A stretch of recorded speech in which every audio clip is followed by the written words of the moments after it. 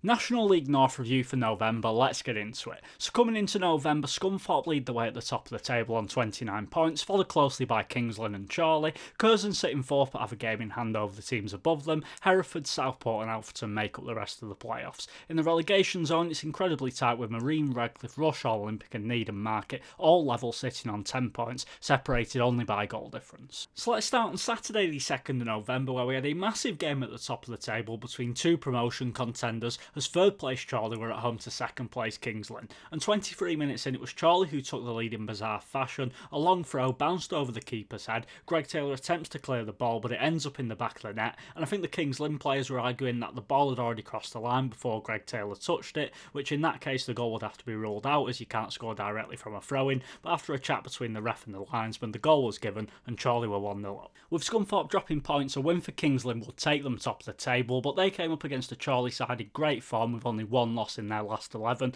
and keep an eye out for 19-year-old midfielder Dubem Eze, on loan from Bolton, who looks some player, and it was his strike that put Chorley 2-0 up. Despite Kings Lynn's good start to the season, it's been 12 games since one of their forwards scored a goal, but that run was put to an end as striker Goldo Mateo pulled a goal back in the 92nd minute, but it was too little too late as Chorley move up into second, level on points with first place Scunthorpe. Now let's move on to 8th place Kidderminster at home to 9th place Buxton, where a win for either of these sides would take them up into a playoff spot, and 36 minutes in, Kiddie deservedly took the lead when Maz Kuya finished from a tight angle with a defender on the line unable to stop it from going in. It was a dominant first half from Kidderminster, who should have been a few goals ahead, but a common theme for them this season has been dominating games but failing to take the chances when on top, and it was looking like another one of those days when 63 minutes in, Connor Kirby equalised for Buxton with their first chance of the game. But just 4 minutes later, Kidderminster were back in front with Amari Morgan-Smith scoring his 7th of the season from the spot to make it 2-1. For the final 20 minutes, the chances for Kidderminster seemed to dry up as Buxton started to push for an equaliser,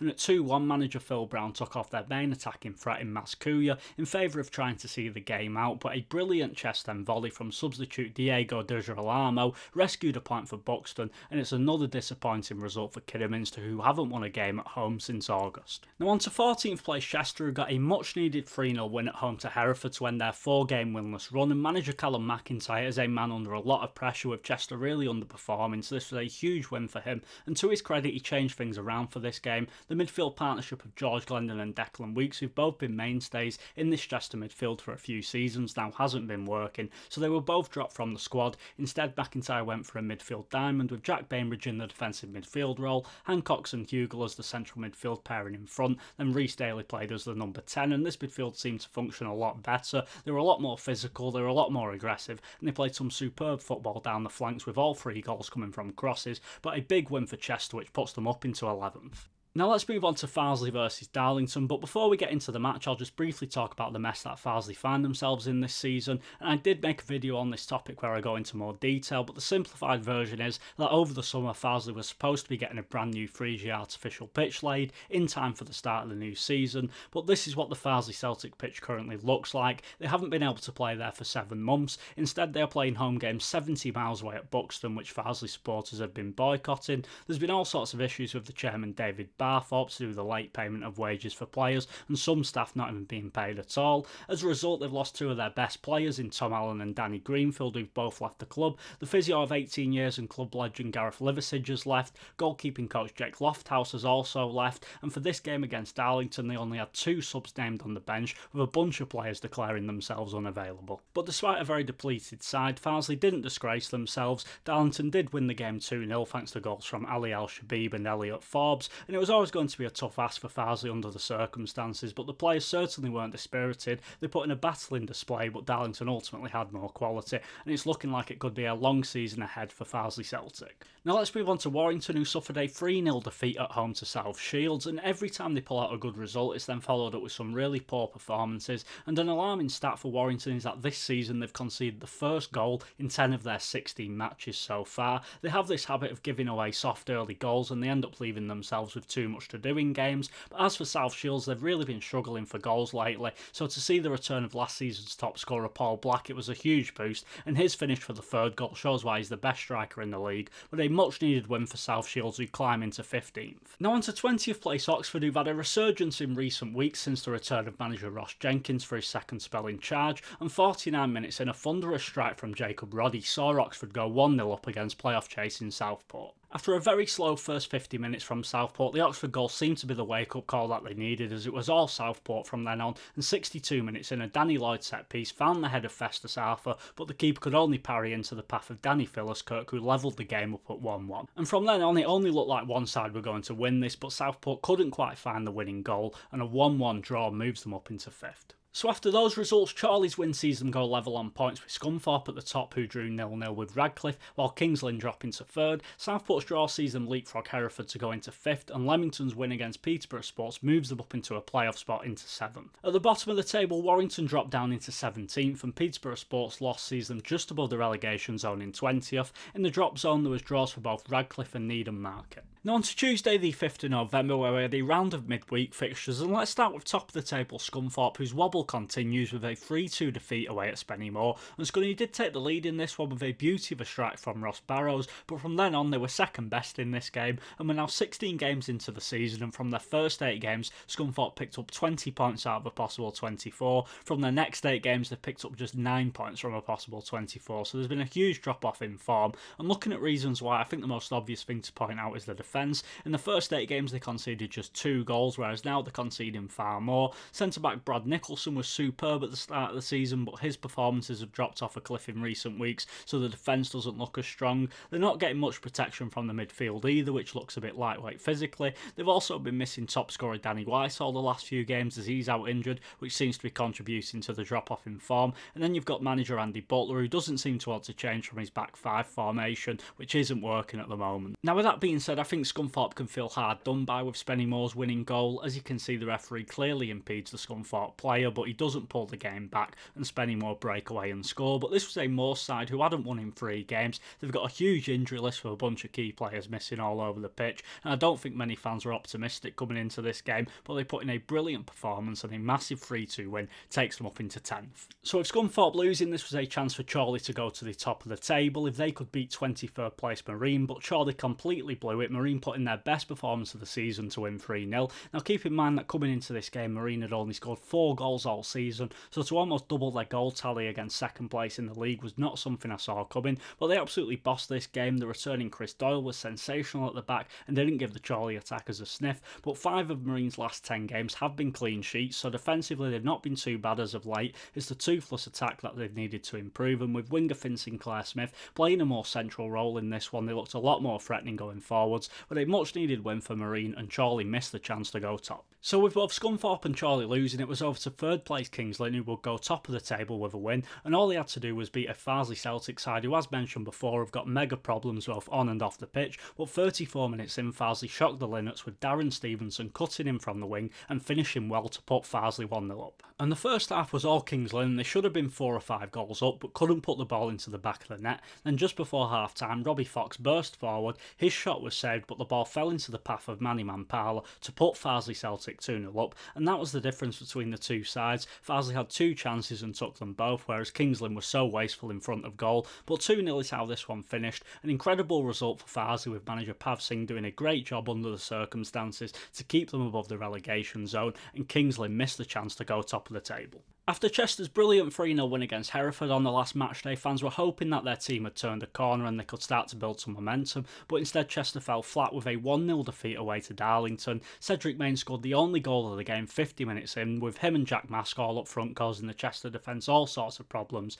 and it's back-to-back wins for Darlington, who move up into 14th. Now on to Peterborough Sports, who just 2 hours before their game against Alfreton released a statement announcing that 2 of their best players, Dion Semby Ferris and Dan Lawler, have both joined Spalding United, but in their place comes 5 new players, which softens the blow somewhat, but for a Peterborough side who've been struggling anyway, sat in 20th, losing both Dion and Dan Lawler is not ideal, and it wasn't looking good for Peterborough when they were 1-0 down against Alfreton, but in the 84th minute, striker Michael Gayassi unleashed a superb chest end volley to level the game up at 1-1. Michael Gayassi is a player who has struggled since coming in, and he's never been a prolific striker, but one thing he does have is lightning pace, and in the 91st minute he beats the defender to the ball, rounds the keeper and slots it into the back of the net to turn the game around for Peterborough and make it 2-1. Last season, Gayassi scored the winning penalty for Boston to knock Alfreton out of the playoffs, and he came back to haunt them again as in the 94th minute his 11-minute hat-trick was completed from the spot to give Peterborough a huge 3-1 win, and that takes them 3 points above safety. Now onto a massive game at the bottom of the table as 24th place Rush Hall Olympic played 22nd place Needham Market, and this was a must-win for both sides, but it finished a 1-1 draw, which doesn't really do either side any good.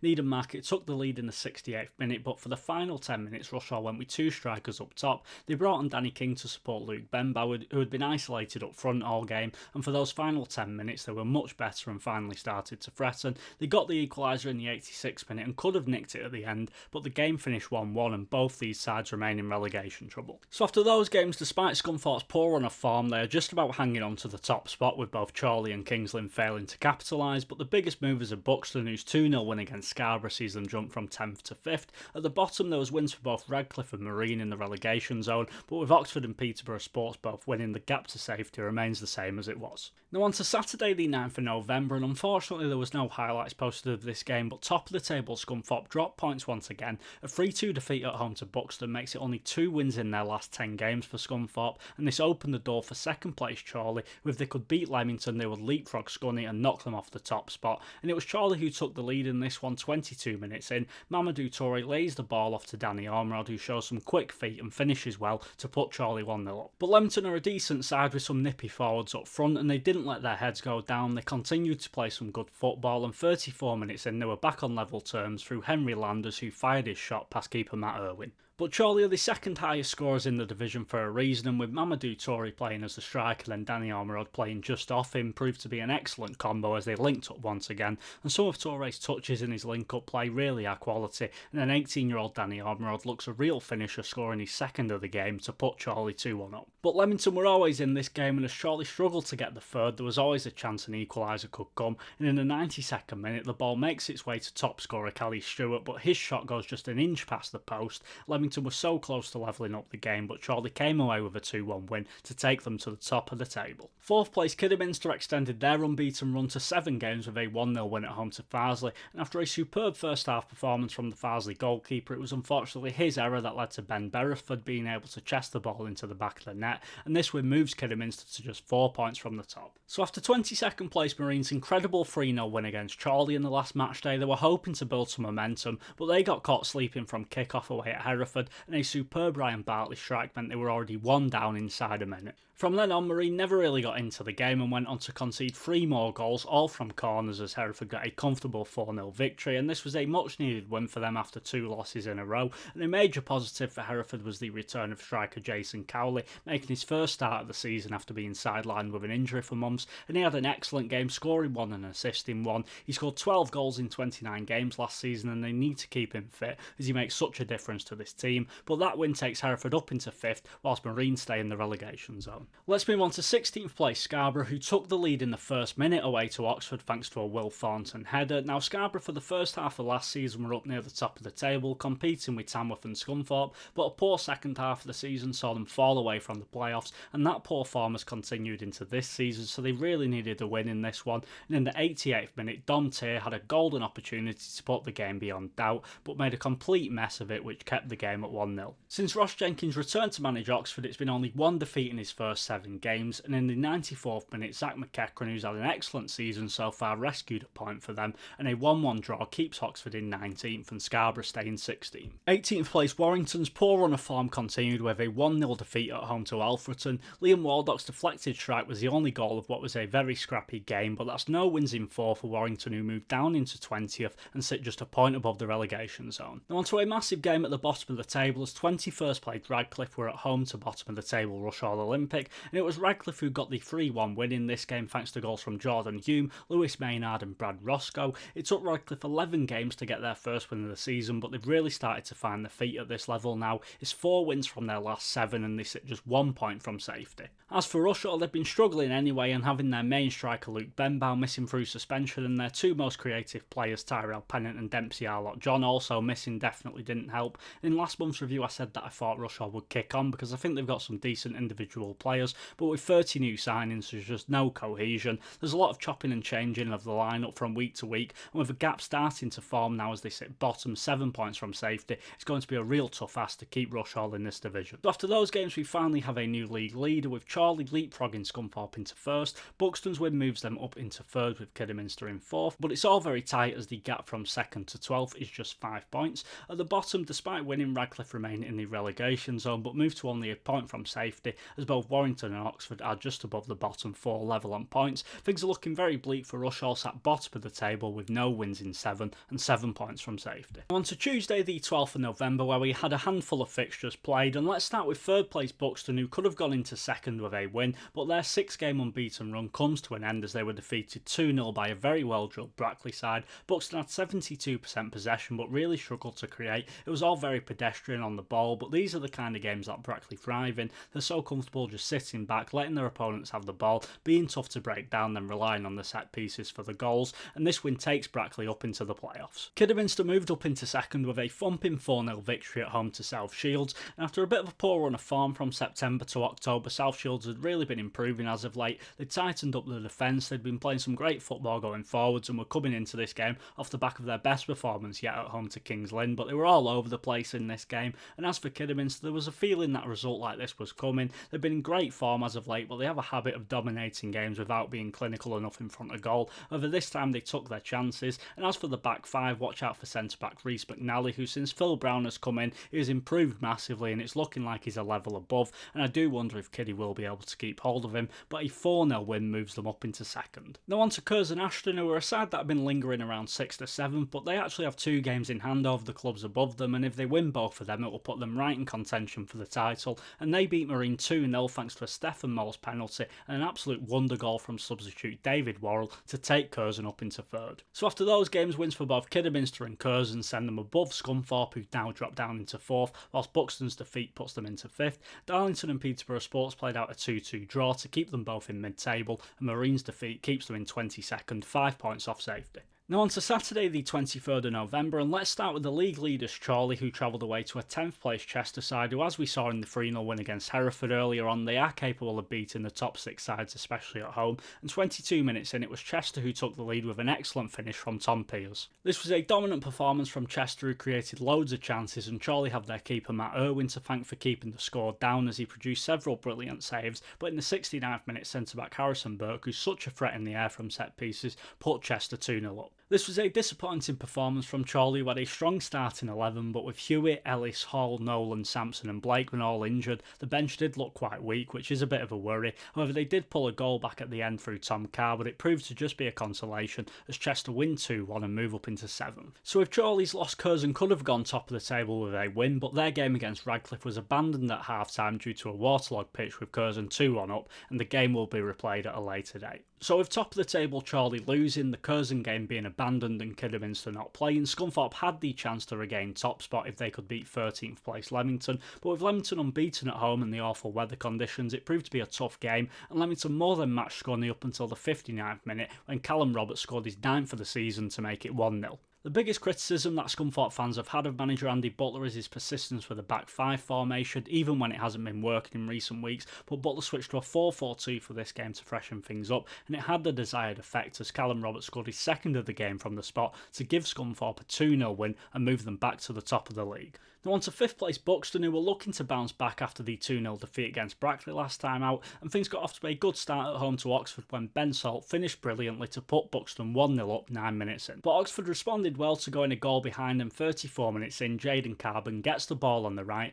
I'm not sure whether this was a cross or a shot, but if it's a shot and he meant that, it's an unbelievable strike. But either way, it beat the Buxton goalkeeper to level the game up at 1-1. Despite Oxford's low league position, they proved to be a tricky side to play against, and the game could have swung either way, but in the 75th minute, Josh Papula's strike was saved by the keeper, but the ball fell to striker Ryan Viggers, who finished on his debut for Buxton. Now, this lad has been out injured for over a year and a half. The last time he played was in April 2023 for Maidstone, so to get the winning goal after such a lengthy injury was great to see, and this win moves Buxton up into 4th, just 1 point from the top. Now on to South Shields, who put the 4-0 defeat against Kidderminster behind them and bounced back in some style, beating Farsley Celtic 5-1. Shields were 4-0 up inside the first 30 minutes, and one thing you can say about Farsley is that even through all the adversity, they battled well and competed, but in this game they looked to have given up. I think throwing a bunch of lone players into the side, combined with the off-field issues, is a recipe for disaster. They've been playing their home game 70 miles away at Buxton, and the chairman says that the Farsley Celtic pitch will be ready for the 1st of January for the game against Radcliffe,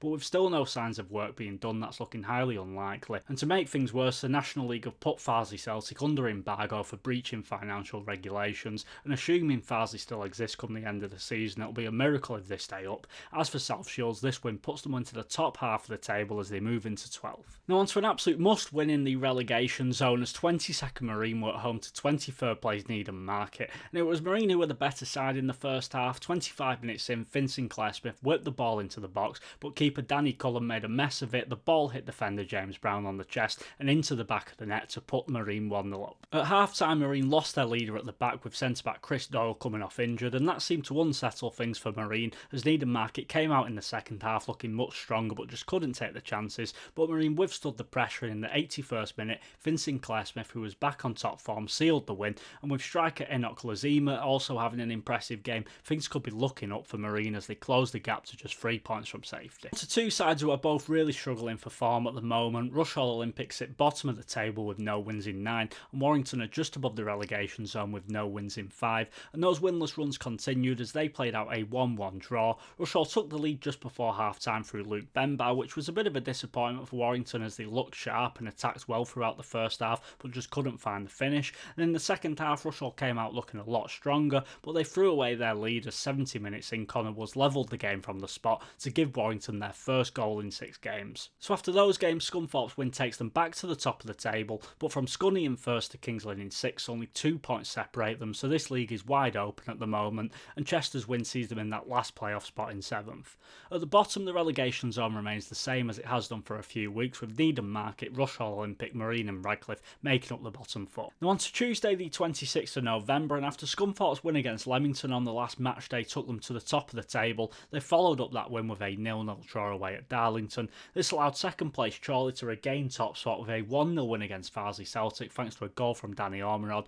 and even though Farsley are looking pretty hopeless at the minute, Chorley have got 7 players out injured. 2 defenders that they signed on loan a day before the game went straight into the starting 11 for their debuts, so there was a potential for a slip up, but for now Chorley are top of the league, but with the amount of injuries they've got to key players, it's going to be tough for them to keep pace at the top. And one team looking to keep pace with Chorley is 3rd place Kidderminster, who've been in excellent form as of late, but their 7-game unbeaten run came to an end away to Kings Lynn, who put in their best performance of the season, beating Kidderminster 4-0. However, this could have been a different game had keeper Pat Boyce not pulled off this incredible save from Amari Morgan-Smith, which would have brought the game back to 1-1, but this was a much better performance from Kings Lynn, who've had a bit of a wobble this month with 3 defeats on the spin, but now they've got striker Johnny Magret's back fit and firing, who scored 2. Midfielder Josh Hamami is back into the side after injury and he got 2 assists. Left back Freddie Sass also returned after injury, and those 3 make a huge difference as to how this team play, and the key for Kings Lynn will be keeping this starting 11 fit, but a massive win for Kings Lynn, who leapfrogged Kidderminster to move up into 4th, and Phil Brown will be hoping that this performance was just a one-off. Curzon Ashton moved up into 3rd with a battling 1-0 win at home to Southport, courtesy of a Jimmy Spencer header, and Curzon aren't scoring a huge amount of goals. In fact, they were pretty wasteful in this game, but they've got the best defence in the league, conceding only 11 goals in 17 games, which is why they find themselves up there, and they're only 2 points off top, but with 2 games in hand over sides above them, they are in a very good position. Now on to Brackley, where the side to watch out for. Their 1-0 win away at Rushall takes them up into 8th, but they do have 2 games in hand over the sides above them, apart from Curzon, so if they win both of them, they'll put themselves right in contention at the top of what is a very tight league at the minute. Turning our attention to the relegation zone, a win for 23rd place Radcliffe away at Peterborough Sports would take them out of the bottom four, and 85 minutes in, Jordan Hume holds the ball up brilliantly and lays it off to substitute Lucas Weaver, who fires his shot past the keeper to put Radcliffe 1-0 up. And Radcliffe looked to hold on as Peterborough threw everything at getting an equaliser, and in the 94th minute Radcliffe nodded the ball away, but in return it was headed back into the box where Gallagher rose highest to level the game up late on to break Radcliffe's hearts. But the game wasn't done there. Peterborough not settling for a point push for the winner, and in the 96th minute Max Booth's shot went just wide of the post, but a 1-1 draw was a fair result overall. And Radcliffe weren't the only side in the relegation zone to suffer late heartbreak at the end. 22nd place Marine showed plenty of fight to come back from 1-0 down against Spennymoor. In the 49th minute, a Callum McGuee's header turned the game around to give Marine a 2-1 lead. A win for Marine would have taken them out of the relegation zone, but they failed to close the game out when in the 91st minute Aidan Rutledge got a late equaliser to level the game up at 2-2. Very disappointing for Marine, but the positives are that they're starting to score more goals, and despite it feeling like a defeat, it is a point gained and they're giving themselves a fighting chance of staying in this division. Now on to bottom of the table, Needham Market, who've got only one win in their last 12 games, so they were desperate for a win against 14th place Leamington, and 60 minutes in Rob Evans goes to clear the ball but ends up missing and kicking Luke Ingram instead to give Needham Market a penalty. And Luke Ingram, who's playing his 14th consecutive season at the club, steps up and strikes the ball down the middle to give Needham Market a massive 1-0 win in what was the only goal of the game, and this win gives them hope as they move to just 4 points from safety. So after those games, Chorley go back to the top of the league, but it is so tight with first down to 8th only being separated by 5 points, so it really is wide open as there doesn't seem to be one standout side at the minute. At the bottom of the table, it is a very bad day for Rushall Olympic, with Needham Market, Marine and Radcliffe all picking up points to take themselves closer to safety, and Oxford, Warrington and Farsley remain just above the relegation zone. Now on to the final match day, Saturday the 30th of November, and I'm recording this a day after the game, so we haven't got much in terms of highlights yet, so I'll just run through some results and see what that means for the table. The big result of the day was Curzon beating Chorley 3-0 to go to the top of the table, and they still have games in hand, so they could potentially start to open up a bit of a gap in the next few weeks. Scunthorpe moved down into third after a 0-0 draw against Alfreton, and it hasn't been a great November for Scunny, with only one win in their 6 games this month. A 1-0 win for Kidderminster against Leamington moves them up into 4th, and with Kingsley not playing they drop down into 5th. Buxton and Chester take the last 2 playoff spots in 6th and 7th, and a 3-0 win for Hereford puts them just outside the playoffs in 8th. At the bottom, defeat for Rushall Olympic has meant that the club have parted ways with manager Adam Stevens, which I'll go into a bit more detail on the next month's review. There was draws for Needham Market and Marine, whilst Radcliffe lost 4-1 against Darlington, which keeps them in the relegation zone 2 points from safety, and things continue to look bleak for Farsley as a 4-1 defeat away to Oxford moves them down into 20th. So that is the review done with, and join me at the end of next month where we'll review all the action in the National League North for December.